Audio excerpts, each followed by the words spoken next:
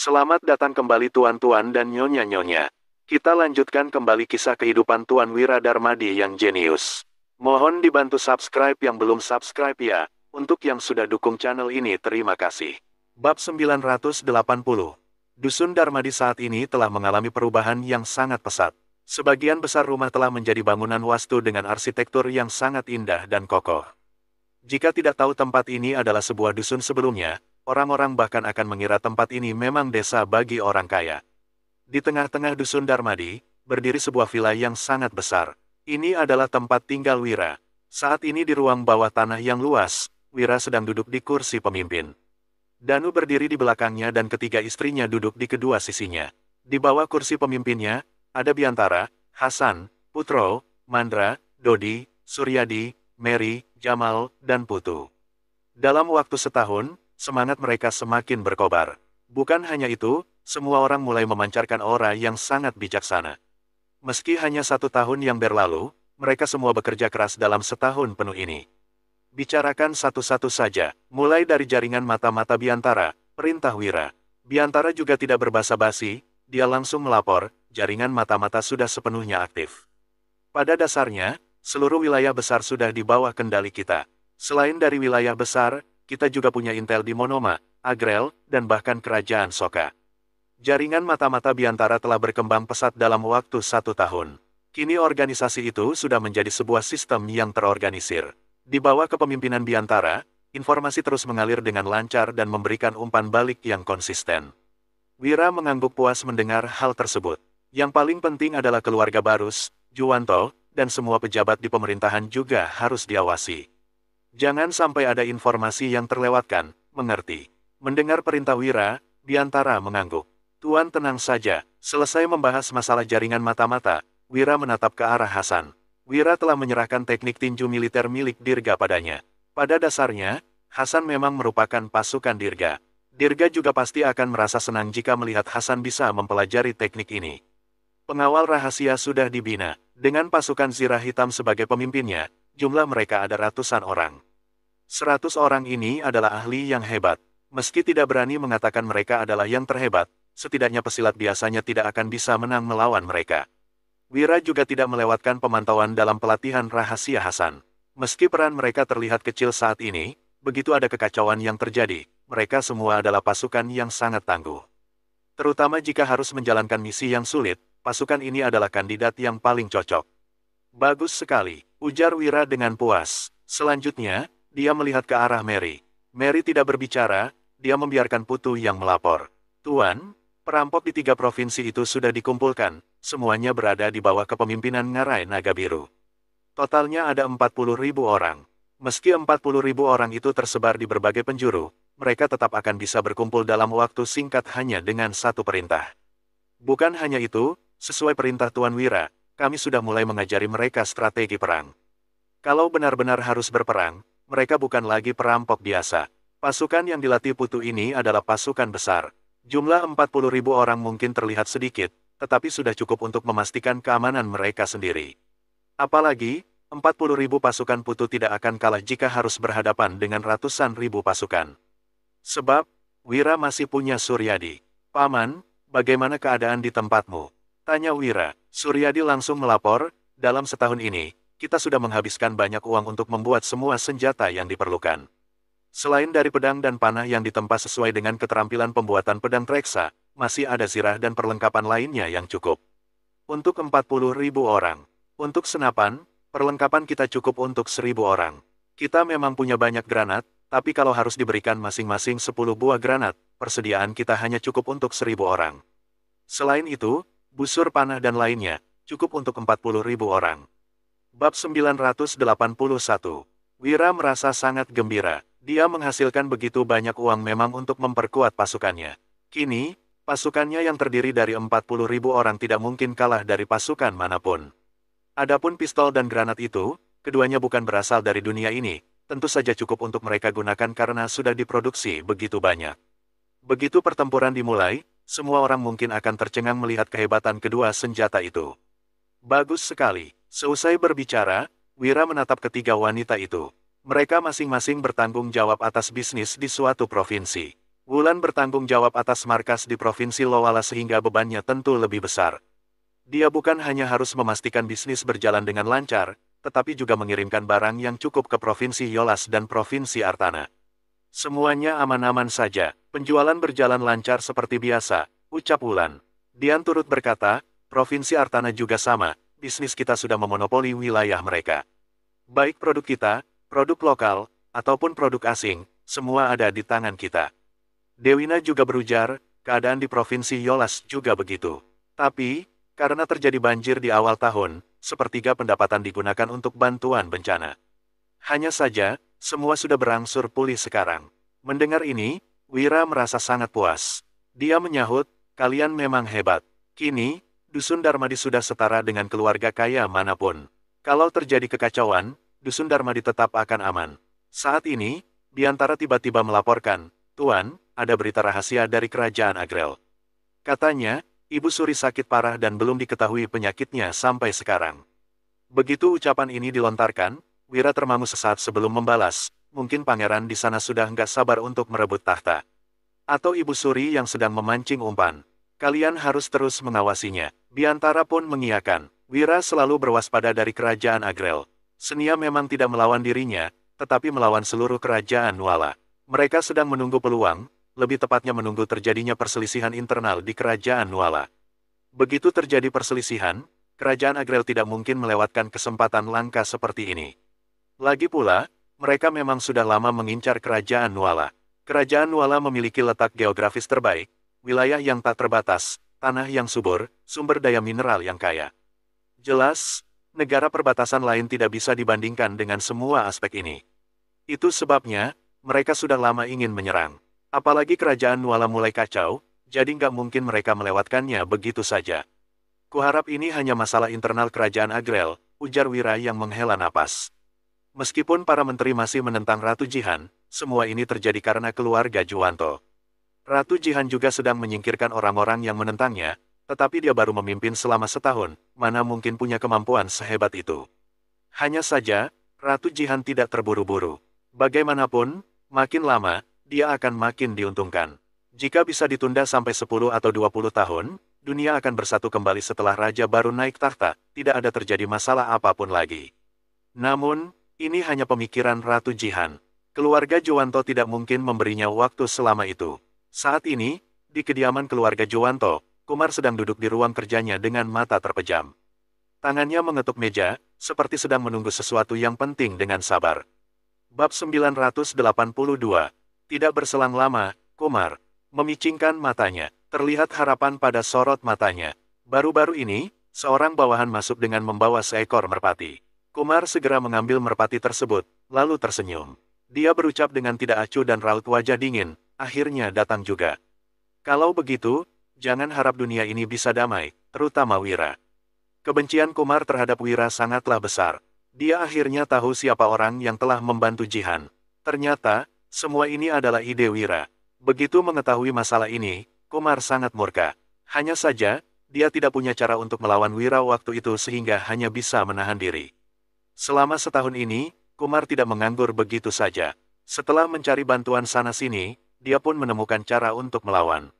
Mulai hari ini, jangan harap Kerajaan Nuala bisa tenang. Perkataan Kumar ini membuat kedua putranya tertegun sesaat. Sesaat kemudian, salah satunya baru bertanya, Ayah, kenapa mau menyerang Wira? Bukankah target mereka seharusnya adalah Ratu? Mengapa tiba-tiba berhubungan dengan Wira? Kumar yang mendengar pertanyaan ini pun mendengus dingin dan menjawab, Yahya dianugerahkan ketiga provinsi itu karena usul Wira. Begitu ucapan ini dilontarkan, kedua kakak beradik itu pun termangu.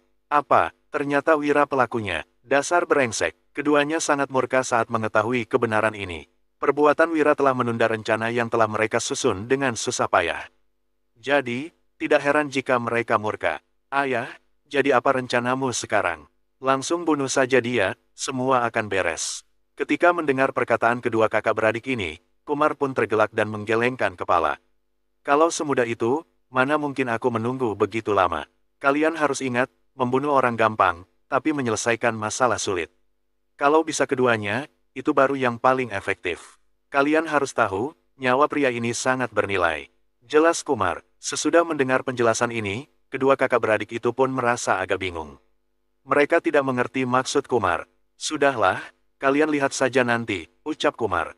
Di sebuah jalanan di Provinsi Yolas, Rabo yang merupakan tentara tua pasukan Zirah Hitam memimpin sekelompok orang mengirim barang. Kereta ini dipenuhi parfum, gula kristal, perlengkapan menstruasi, dan berbagai daging bakso. Salah seorang anak buah mendesah dan berkata, "Kak Rabo, mudah sekali untuk mengangkut barang sekarang. Kita nggak bertemu masalah apapun sepanjang perjalanan. Semuanya sangat lancar." Bab 983.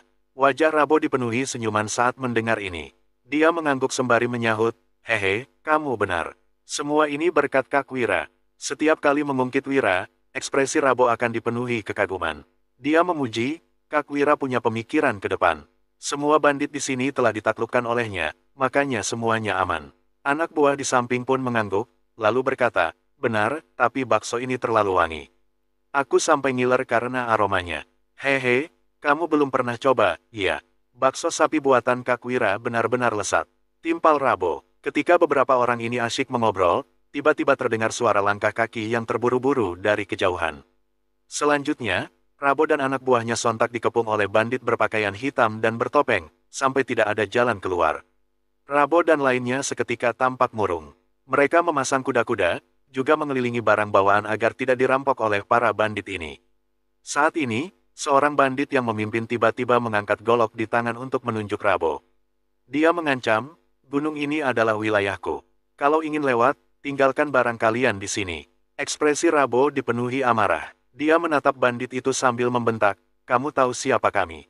Berani sekali kamu ingin merampok kami." Para bandit di jalanan ini telah ditundukkan oleh Wira.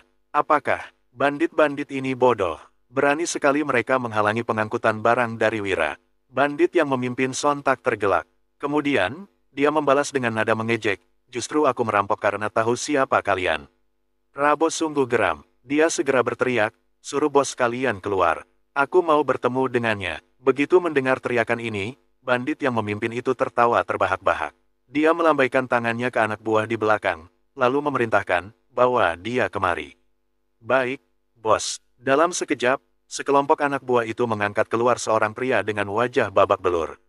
Mereka langsung melemparkan pria itu ke depan pemimpin bandit. Si pemimpin pun menginjak perut pria itu, lalu mencemooh, "Kamu ingin bertemu dengannya, kan? Ini orangnya." Jantung Rabo sontak berdetak kencang saat melihat situasi ini. Bukankah ini bandit yang bekerja sama dengan Wira? Mengapa dihajar sampai seperti ini? Sekelompok orang ini pasti telah menyanderanya. Besar sekali nyali orang-orang ini. Mereka benar-benar cari mati. Tatapan Rabo dipenuhi amarah. Dia memelototi sekelompok bandit itu dengan kesal. Sementara itu, bos bandit yang sudah sekarat itu berseru dengan lemas, Cepat kabur.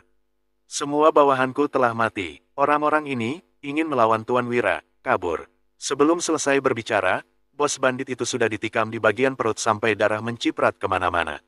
Kemudian, pemimpin bandit yang mengambil alih wilayah itu pun berucap dengan jengkel, "Cerewet sekali." Setelah membunuh bos itu, si pemimpin bandit terkekeh-kekeh sinis. Dia menatap Rabo dan lainnya sambil berkata, "Yang dia bilang benar.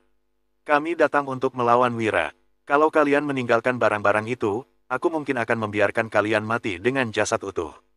Rabo menggenggam golok di tangannya dengan erat. Dia berseru, "Serang mereka. Bunuh bajingan-bajingan ini." Sesudah melontarkan kalimat singkat itu, Rabo langsung memimpin anak buahnya untuk menerjang ke depan. Sayangnya, pihak lawan terlalu kuat sampai-sampai Rabo dan lainnya terus dipukul mundur. Melihat situasi ini, para anak buah segera mengelilingi Rabo untuk melindunginya. Kemudian, salah satunya berkata, "Kak Rabo, kamu pergi cari Kak Wira saja. Serahkan mereka kepada kami." Rabo tampak ragu-ragu sejenak mendengarnya. Pada akhirnya, dia menggertakkan giginya dan buru-buru meninggalkan tempat itu. Bab 984. Rabo berlari dengan sangat cepat dan tidak berani berhenti sedetik pun. Akan tetapi, dia tiba-tiba mendapati sebuah sosok berpakaian hitam yang memegang belati berdiri di bawah pohon yang tidak jauh dari sana. Tatapan sosok itu tertuju lekat-lekat pada Rabo. Begitu melihatnya, wajah Rabo menjadi makin suram. Dia tanpa sadar menggenggam golok dengan makin erat, lalu berseru sambil menyerbu ke arah pria itu, "Semua orang yang berani menghalangiku akan mati." Sekujur tubuh Rabo seolah-olah dipenuhi energi yang tiada habisnya. Niat membunuhnya bergejolak hebat, langkah kakinya pun menjadi makin cepat. Pria di bawah pohon itu malah mendengus dingin, lalu mengangkat alis dan berucap, kamu bahkan gak tahu kemampuan sendiri, berani sekali menantangku. Pria itu sontak berjinjit dan meloncat. Tangannya yang memegang belati diarahkan kepada Rabo. Dia menerjang dengan cepat. Begitu terlihat kilatan dingin, mata Rabo seketika terbelalak. Dia merasakan hawa dingin di lehernya. Sebelum sempat melawan, dia sudah terjatuh ke tanah dan tewas. Pria itu melirik Rabo dengan dingin. Kemudian, dia menyimpan belatinya dan meninggalkan tempat itu tanpa menoleh sekalipun. Pada saat yang sama, anak buah Rabo juga mulai kalah. Beberapa yang terluka parah berusaha untuk bertahan. Mereka memegang kaki pemimpin bandit itu, mencoba untuk menghalanginya mengambil barang-barang mereka. Namun, pemimpin itu mendengus dingin dan langsung menendang mereka hingga terhempas jauh. Beberapa bandit juga mengayunkan golok untuk melenyapkan semua anak buah Rabo. Angin dingin berembus dan membawa aroma wangi. Pemimpin itu menarik napas dalam-dalam, lalu mendekati kereta tersebut untuk memeriksa. Bos, itu barang-barangnya, tanya salah satu bawahan. Ya, pemimpin itu tersenyum sinis, lalu menepuk-nepuk kereta itu dan menginstruksi, ayo, saatnya menyerahkan barang-barang ini. Saat ini, orang-orang di Dusun Darmadi masih belum mengetahui apapun. Keesokan harinya, Dewina menerima surat yang dibawa Merpati. Surat itu dikirimkan oleh veteran pasukan Zirah Hitam yang berjaga di Provinsi Yolas. Masing-masing dari mereka bertanggung jawab atas bisnis suatu provinsi. Mereka tentu merasa cemas karena barang masih belum tiba, padahal sudah terlambat 2 hari dari yang dijadwalkan. Dewina terkejut saat mendapatkan surat tersebut. Dia bergumam, barang belum sampai. Kenapa bisa begini? Dewina merasa agak heran. Orang yang bertanggung jawab atas pengiriman kali ini adalah Rabo. Rabo sudah melakukan pengangkutan berkali-kali sehingga mengenal jalan dengan baik, jadi tidak mungkin tertunda sampai selama ini. Dewina tidak berpikir terlalu jauh. Dia hanya mengira Rabo memang terlambat. Kemudian, Dewina mengirim surat lagi ke markas para bandit di Provinsi Yolas untuk menanyakan situasi, juga meminta mereka untuk membantu pengangkutan. Namun, setelah 1 hari berlalu, Dewina masih belum menerima balasan apapun. Padahal, dia telah meminta mereka untuk segera membalas setelah menerima surat. Kenapa bisa seperti ini? Dewina merasa ada yang tidak beres. Menurut perhitungan waktu, Rabo dan anggotanya seharusnya sudah tiba di Provinsi Yolas. Mereka sudah terlambat 3 hari dari waktu yang ditetapkan. Dewina bergegas mencari Wira untuk memberitahukan masalah ini. Wira yang terkejut pun bertanya, 3 hari. Sudah terlambat 3 hari. Benar, kemarin, aku mendapat surat yang mengatakan barang belum tiba. Aku kira ada masalah di perjalanan, makanya menyuruh bandit Provinsi Yolas untuk membantu, jelas Dewina. Bab 985. Aku juga menyuruh para bandit segera membalas pesanku, tapi, nggak ada balasan apa-apa, lanjut Dewina. Mendengar ini, Wira pun mengernyit. Wajar jika terlambat 1 hari, tapi jika 3 hari, benar-benar tidak masuk akal. Setiap kali pengangkutan, Wira selalu berpesan pada mereka untuk tidak terburu-buru, yang penting selamat. Bagaimanapun, mereka adalah veteran pasukan Zirah Hitam dan jarak yang harus ditempuh sangatlah jauh. Tidak masalah kalau tertunda sehari. Selain itu, para veteran yang melakukan pengangkutan selalu berangkat 5 hari lebih awal. Dengan kata lain, Rabo dan lainnya sudah terlambat 8 hari. Ada yang tidak beres. Apa? Rabo membuat kesalahan? Tanya Dewina dengan agak ragu. Jelas-jelas tidak pernah terjadi kesalahan seperti ini. Wira menggeleng sembari menjawab, nggak mungkin, Rabo sangat bisa diandalkan. Dia nggak akan membuat kesalahan seperti ini. Selain itu, Rabo pasti mengabari kita dan orang Provinsi Yolas kalau ada keterlambatan. Kalau nggak, itu berarti ada masalah besar, lanjut Wira yang ekspresinya tampak heran karena merasa ada yang janggal. Saat ini, Biantara yang menunggang kuda akhirnya tiba di Dusun Darmadi. Dia langsung menyerbu ke tempat tinggal Wira untuk menemuinya. Sepertinya ada masalah yang terjadi, makanya kamu datang kemari. Tanya Wira. Biantara bertanggung jawab atas jaringan mata-mata sehingga tidak mungkin datang kalau tidak ada situasi mendesak. Kedatangannya ini pasti untuk melaporkan langsung masalah besar padanya. Benar, Kak Wira. Karavan ke Provinsi Yolas, semuanya mati, barangnya juga hilang. Rabo, dia mati dengan banyak bekas tusukan di tubuhnya. Lapor Biantara. Begitu, mendengarnya, ekspresi Wira seketika menjadi dingin. Dia menggebrak meja sambil memaki, brengsek. Berani sekali orang-orang ini melawannya. Orang-orang ini bukan hanya merampok barang, tapi juga membunuh bos bandit yang bekerja sama dengan kita. Melalui informasi yang dikumpulkan jaringan mata-mata dan bandit Provinsi Yolas, ada petarung hebat yang tiba-tiba muncul di desa mereka. Jumlahnya sekitar 30 atau 40 orang. Mereka sama sekali bukan lawan orang-orang ini. Para petarung itu membunuh beberapa bawahan mereka, lalu menculik bos mereka dan... Tanpa perlu Biantara menjelaskan semuanya, Wira sudah mengetahui apa yang terjadi selanjutnya. Mereka membunuh bos bandit itu. Hebat sekali kekuatan tempur orang-orang ini. Meskipun para bandit nggak terlalu jago bertarung, setidaknya mereka punya ratusan orang di markas. Puluhan orang ini mampu melawan ratusan orang, jelas bukan orang biasa, sahut Wira sambil memicingkan matanya. Dewina yang mendengarnya pun tidak bisa menahan diri untuk bertanya, "Suamiku, siapa orang yang melakukan semua ini?" Wira menimpali, di seluruh kerajaan Nuala, yang punya kemampuan seperti ini hanya ratu, keluarga Barus, dan keluarga Juwanto. Biantara mengangguk dan berkata, "Kak Wira, menurut informasi yang ada, pelakunya 80% adalah keluarga Juwanto." Wira bertanya, "Apa ada buktinya?" Biantara membalas, "Belum ada. Meskipun orang-orang kita telah menyusup ke keluarga Juwanto, banyak rahasia yang nggak bisa diakses. Bagaimanapun, nggak mudah untuk mengorek rahasia dari pemimpin keluarga Juwanto. Ditambah lagi semua anggota keluarga sangat berwaspada, jadi banyak yang belum kita ketahui."